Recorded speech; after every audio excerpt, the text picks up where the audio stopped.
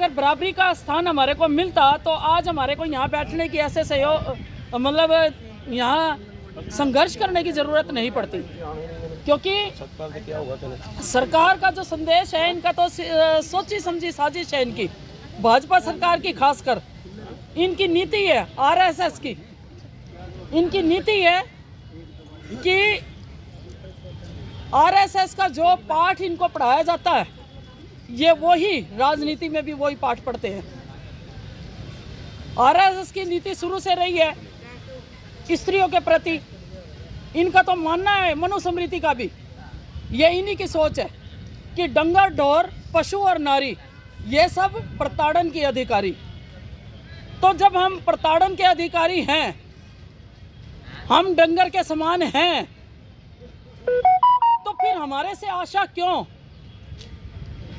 आशा भी सबसे ज्यादा हमारे से है, क्योंकि सबसे सस्ता नौकर, एक महिला से ज्यादा सस्ता नौकर कहीं नहीं मिलता, चाहे वो घर हो चाहे वो बाहर हो। क्योंकि ऑफिस में भी आप लोग ऑफिस में जाते हो, काम करते हो, महिलाओं के ऊपर ज़्यादा बर्डन रहता है, क्योंकि पता है उनको महिला शक्ति है। और मुझे गर्व है इस चीज़ पे कि हमारी जो महिलाएं हैं वो किसी भी तरह से कोई भी खाने में पीछे नहीं रहती, चाहे वो घर का खाना हो चाहे वो बाहर का खाना हो, हम कभी भी किसी से पीछे नहीं रहते। इस चीज़ का गर्व है मुझे, क्योंकि अब हम यूनियनों में काम कर रहे हैं।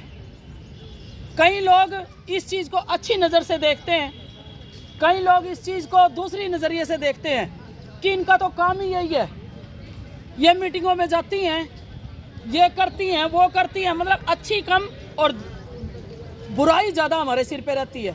लेकिन हम यूनियन में जाते हैं अपने हक अपने अधिकारों के लिए, क्योंकि देश में अगर जागरूकता नहीं होती तो आज जो ये हमारे भाजपा के मंत्री हैं आप लोगों के बीच में, हमने अभी पीछे एसकेएस ने भी और नगर पालिका ने भी, मैं नगर पालिका से हूँ, तो हमने अभी मंत्री जी के उसमें ज्ञापन दिया था। अभी मंत्री जी ने क्या करा, एक महिला कोच के साथ बदतमीजी करी और उसके बाद वो मंत्री जी मंत्री बन के बैठे हैं इस भाजपा के अंदर ही। और ये सरकार कह रही है कि साफ सुथरी और बढ़िया सरकार, और नारा बढ़िया कि बेटी बचाओ और बेटी पढ़ाओ। जहां बेटियों का सम्मान नहीं, जहां बेटियों का आदर नहीं, जहां बेटियों की कोई सुरक्षा की गारंटी नहीं, वहां बेटियों का बड़ा बड़ा नारा लगा देते हो, बड़े बड़े अक्षरों में हर दीवार पर, हर सुनहरे अक्षरों बोर्डों पे लिख देते हो कि बेटी बचाओ और बेटी पढ़ाओ।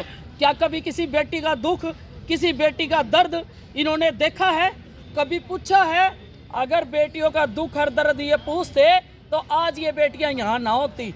आज आशा वर्कर ने, आंगनवाड़ी ने 4-4 महीने लगातार सड़कों पर रही हैं, क्या वो किसी की बेटी नहीं थी?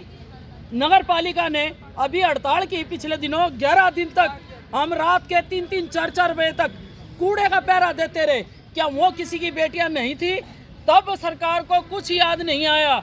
अब सरकार नारा देती है बढ़िया बढ़िया, बेटी बचाओ और बेटी पढ़ाओ। आप बेटी बचाओ और बेटी पढ़ाओ का नारा तो देते हो, क्या बेटियों को कभी आके ये पूछा है आप लोगों ने कि आपकी हरियाणा में कितनी बेटियां सुरक्षित हैं? लेकिन पूछेंगे तब जब वोट की जरूरत होगी, गली गली पहुंचेंगे आप लोगों के आगे, हाथ जोड़ जोड़ कर आपसे कहेंगे कि हमारे को वोट दीजिए, हम आपका ये करेंगे वो करेंगे, और बढ़िया बढ़िया आपको वो लिखवा के देंगे कि ये देखो ये हमारे उसमें क्या कहते हैं उसको,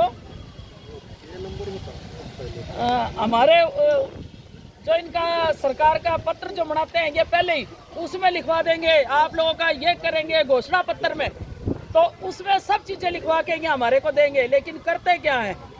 झूठे वादे। इस बार आप लोग ये महिला दिवस के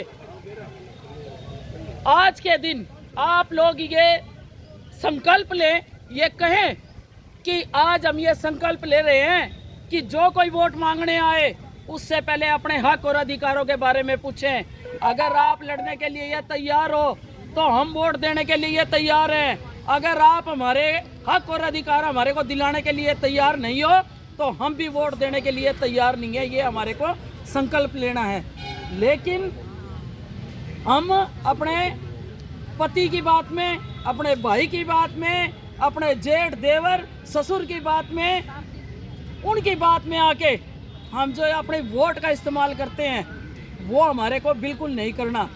इस बार आप लोग सक्षम हो फैसला लेने में, अपने ऊपर विश्वास रख के, अपने हक और अधिकारों के बारे में सोच के, अपनी बेटियों के बारे में सोचकर इस बार फैसला लेना है आपने कि भाजपा सरकार को हमने वोट देनी है या चोट देनी है। वो आप लोगों के हाथ है, क्योंकि इसने खून के आंसू हमारी बहनों को रुलाया है। और सरकार नहीं, हमारे को घर में भी आज़ादी से जीने का हक है। और अपना हक लेने के लिए चाहे हमारे को घर में संघर्ष करना पड़े, चाहे बाहर संघर्ष करना पड़े, हम पीछे नहीं हटेंगे। इन्हीं शब्दों के साथ जय संघर्ष, जय एकता और महिला दिवस की आप लोगों को पूर्ण फिर से बधाई।